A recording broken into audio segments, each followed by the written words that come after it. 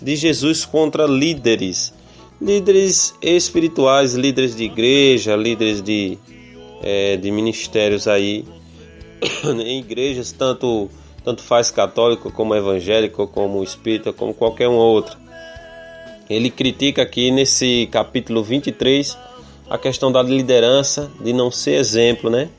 E a gente vai ler aqui, Mateus 23, versículo 1 em diante, diz assim: Então Jesus disse à multidão e aos seus discípulos: Os mestres da lei e os fariseus se assentam na cadeira de Moisés, ou seja, estão com a responsabilidade de Moisés de dirigir o povo. Obedeçam-lhes e façam tudo o que eles dizem, mas não façam o que eles fazem, pois não praticam o que pregam. Eles atam fardos pesados e os colocam sobre os ombros dos homens, mas eles mesmos não estão dispostos a levantar um só dedo para movê-los. Tudo o que fazem é para serem vistos pelos homens. Eles fazem seus filactérios bem largos e as franjas de suas vestes bem longas. Gostam do lugar de honra nos banquetes e dos assentos mais importantes nas sinagogas, de serem saudados nas praças e de serem chamados mestres. Mas vocês não devem ser chamados mestres, porque um só é o mestre de vocês e todos vocês são irmãos. Interessante esses primeiros versos aqui, que Jesus fala sobre os líderes. E se você pular lá para o versículo 25 em diante, ele diz assim, olha: Ai de vocês, mestres da lei, fariseus, hipócritas, vocês limpam o exterior do copo e do prato, mas por dentro eles estão cheios de ganância e cobiça. Fariseu cego, limpe primeiro o interior do copo e do prato, para que o exterior também fique limpo. E ai de vocês, versículo 27, ai de vocês, mestres da lei, fariseus, hipócritas, vocês são sepulcros caiados, bonitos por fora, mas por dentro estão cheios de ossos e de todo tipo de imundície. Tá vendo aí? O Senhor Jesus, ele é bem claro aqui nessas palavras. Ele critica abertamente a questão de observar na época dele, né, essa questão da liderança já do povo de Deus, o povo que quer seguir a Deus. E a gente vê hoje em dia aí pessoas, pelo contrário, como Jesus fala até aqui, se você continuar lendo, ele vai dizer mais assim na frente: ai de vocês que conquistam as pessoas, ganham aquelas pessoas para seguir a lei de Deus, e vocês transformam ela 2 vezes pior do que vocês. Então eles conseguem transformar a pessoa pior do que o que a pessoa é 2 vezes, ou seja, o dobro daquilo que eles já são de pior, a liderança. Então as pessoas entram, vamos supor, inocente e saem e se tornam maldosas. Então Paulo até falou sobre isso: eu não teria conhecimento do pecado se a lei não me dissesse o que é pecado. Né? Então eu já me sinto, eu já vivo, já sou pecador justamente por conhecer o que é pecado. Então, na realidade, a gente analisa essas palavras e a gente vê assim, não que foi Deus que culpou o povo, jogou a responsabilidade em cima do povo, ou o povo jogando a responsabilidade para cima da lei de Deus, que veio nos ensinar a partir da Bíblia Sagrada. Não, o que acontece é o seguinte: líderes espirituais não estão andando conforme o que a Bíblia pede. E o que acontece? Acontece que a Bíblia está sendo hoje desconsiderada em muitas as partes, muitas as áreas que ela ensina, né? Claro que a gente tem que olhar a Bíblia num sistema geral. A gente não pode analisar a Bíblia como se estivesse naquela época lá. Não, claro que tem coisas que a gente sabe que a cultura é diferente, né? A maneira de agir é diferente do povo, né? A mulher lá não podia falar, não podia se apresentar, nem trazer uma palavra. Hoje isso já não é. As vestes das mulheres daquela época já era de um jeito, e lá mesmo em Israel já é de outro jeito. Então são coisas que a própria sociedade vai mudando. Mas tem as coisas principais da Bíblia que se a gente seguir, né, A gente não vai viver com tanto fardo nas costas como estão colocando aí. É pecado você comer isso, é pecado você beber aquilo, é pecado você fazer isso, é pecado você olhar para ali, é pecado você falar com fulano ou com ciclano, é pecado você encontrar uma prostituta e conversar com ela, porque ali você já está pecando, você está no meio de pecador. Pelo contrário, Jesus vivia entre os publicanos e pecadores, justamente para quê? Para tentar resgatar esse povo, tirar esse povo da miséria e colocar esse povo de volta nos trilhos, de volta numa vida reta, numa vida íntegra, certo? Jesus não era aquela pessoa que vivia distante de todo mundo, pelo contrário, se Jesus estava numa festa de casamento é porque Jesus foi convidado e Jesus quis ir, Jesus queria estar no meio desse povo, certo? O que Jesus não podia fazer era o que não estava determinado para ele fazer naquela hora, que foi a questão da multiplicação de vinho, na transformação da água em vinho, né? Ali não seria talvez um momento propício. Foi o que ele falou para a mãe dele: olha, mulher, não é chegada ainda a minha hora, ou seja, não chegou a hora de eu começar a fazer isso. Mas foi a partir daquele primeiro milagre que Jesus realizou, transformar água em vinho, que começou, né, a vida de Jesus totalmente ali a mudar o rumo da história. Até então ele era uma pessoa comum, uma pessoa que aos olhos dos outros era um simples carpinteiro. E o que nós sabemos na realidade é que para nós ele era o Salvador, Rei dos Reis, que através dos discípulos deles e de Paulo, né, que fundou várias igrejas entre os gentios, que os gentios eram o povo que não era considerado povo conhecedor da palavra nem praticante.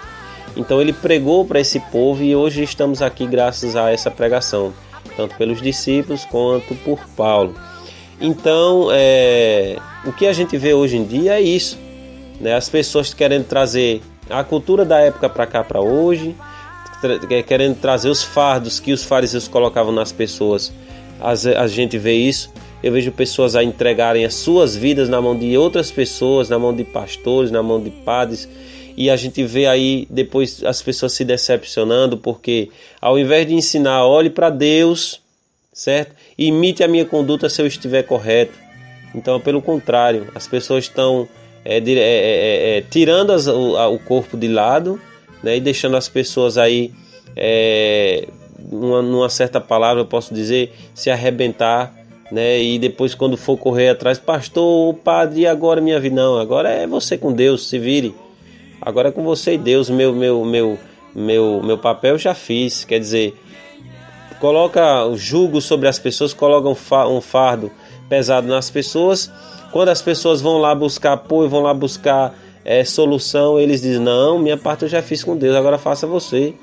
Quer dizer, a pessoa vai lá, oferta, porque eles colocam na cabeça das pessoas que se eles ofertarem, se eles contribuírem, derem dinheiro para missões, dinheiro para campanha, dinheiro para reformar, dinheiro para pagar aluguel, dinheiro para pagar isso, é tanto dinheiro que a gente não sabe onde vai parar essa igreja, de tanto dinheiro que as pessoas dão. E o que é que acontece?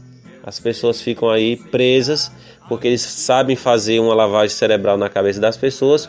E eu digo isso na forma de dinheiro, mas tem outras formas também. Por exemplo,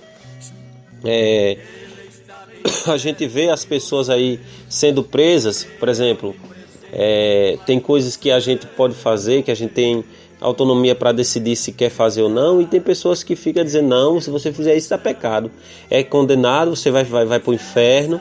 Olha, cuidado que se você falar isso, se você fazer isso, vai para o inferno. Coisas que a própria pessoa pode aprender, a própria pessoa pode decidir o que quer, o que não quer. Questão de comida também, existem pessoas que colocam na cabeça de outras: ah, se você comer isso é pecado, ah não, se você beber aquilo é pecado. Romanos capítulo 14 diz: nada que Deus criou é impuro, o homem é que faz ele ser impuro. Então, se na sua cabeça é impuro, não coma, não beba, não fale, não viva. Agora, se na cabeça sua não tem mal nenhum, então pratique sem medo de ser criticado ou apontado. Os fracos na fé são novos convertidos, aquelas pessoas que não conhecem, quando entra, participa de uma igreja e que vê certas coisas acontecendo, ele pode se escandalizar, ele pode se admirar, e você ter a oportunidade ou de não fazer na frente dele, ou então preparar ele para depois você dizer, olha, nós praticamos assim, assim, assim, para que a pessoa entenda. Por exemplo, tem uma igreja que ela é muito conhecida, mas eu não vou citar aqui o nome, mas que ela tem suas maneiras de, por exemplo, tomar um vinho, né, beber um copo ou uma latinha de cerveja, mas entre eles, aí vai você daqui para lá, vai assistir uma reunião e aí você acaba descobrindo por aí que eles tomam isso. Aí o que é que você faz? Ah, não vou mais lá não porque não, isso é pecado, porque isso é errado, porque sinceramente eu nunca vi uma igreja permitir isso e tal. Mas o que é que você tem que fazer? Procurar as pessoas e perguntar por que é que vocês fazem isso? Como é a forma que vocês se comportam? Como é que vocês tomam? Como é que vocês comem? Como é que vocês bebem? Procure saber para que você não se escandalize, certo? Porque existem coisas na Bíblia que não é pecado. Quem fez isso ser pecado foi a própria sociedade, os próprios religiosos, certo? E aí, como a gente vai passando e vai obtendo mais conhecimento, a gente vai saber que aquilo dali foi tudo complicado pelo homem. Primeiro que a Bíblia fala justamente isso. Deus criou todas as coisas perfeitas, o homem é que complica tudo. Então a gente tem que saber o que convém e o que não convém pra gente. A bebida não convém pra você, você não se controla, não sabe o momento certo, não sabe beber, então não beba. Você não sabe conversar com a mulher porque não vai se controlar, talvez vai desejar ela e vai cantar a mulher, vai provocar a mulher ou ser provocado. Então, você desaproxime dela, se afaste dela. Então, se você sabe que certas pessoas você não dá para conversar, porque você vai discutir, vai brigar, se afaste dessa pessoa, vá limpar o seu coração, né? Olhe primeiro o seu interior, para depois você limpar o exterior. Tem pessoas que aí vestem roupas longas e fica aí degradando a conduta da igreja, a conduta dos cristãos, e a igreja toda está pagando por causa disso. Todos os evangélicos, todos os católicos pagando por causa disso. Ah, não disse que é cristão, e por que está vestido dos pés à cabeça e não se comporta? Quer dizer, por quê? Porque limparam fora e dentro deixaram sujo. Igual uma pessoa quando está morta no caixão. Depois de uma semana, um mês, você vê o caixão está lá bonitinho, mas vai ver isso numa catatum, vai ver por dentro como é que tá. Então quer dizer, bem assim são pessoas. O próprio Jesus falou, as pessoas esquecem de limpar o interior, certo? E limpar a aparência, mas o interior ainda continua arrogante, desejando mal, desejando se vingar. Quer dizer, nós temos que ter essa consciência que o que a Bíblia pede não é difícil, apenas estão colocando fardos pesados nas pessoas. Gente, eu vou dizer para vocês, eu até um tempo desse eu vivia preso. Eu não podia fazer isso, não podia fazer aquilo, não podia enviar nada, e não podia enviar nenhuma mensagem, nenhum emoji. Eu não podia enviar, que eu era condenado por causa de um emoji no WhatsApp. Veja como eu estava preso à questão da religião, à questão do fanatismo. E hoje, graças a Deus, eu sei o que é certo, sei o que é errado, tenho minha convicção e vou defender minha convicção. Se quiserem dizer que eu não sou cristão, que eu não me considero crente, nem evangélico, nem católico, não, eu me considero cristão. Se não quiserem considerar minha fé, problema de cada um. Eu estou aqui para defender minha fé, estou aqui para ensinar quem quiser aprender, certo? E meu dever é esse, é o que o evangelho, Jesus pede, vai ensinar o evangelho às pessoas. Jesus diz assim, vocês vão sofrer no mundo, como qualquer pessoa, vão ser até perseguidos a mais. Por quê? Porque a sua fé é em um Deus só. A sua fé é no Filho de Deus, um homem que veio aqui, morreu por você, certo? Sendo Filho de Deus e pagou por seu pecado, e você tem que acreditar nisso e defender isso, certo? E espalhar isso para o mundo todo. Não é espalhar para o mundo todo religião, fanatismo, não, ou a proibição de todas as coisas, não. Na Bíblia está escrito, tudo posso, mas nem tudo me convém.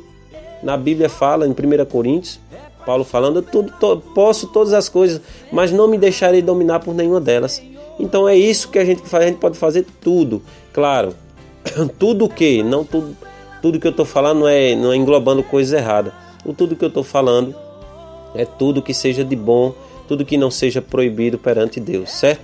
Que Deus abençoe sua vida, nossa programação está terminando. Que Deus abençoe, fique com Cristo. Até a próxima vez que a gente troque ideias aí maravilhosas. Deus abençoe todos vocês.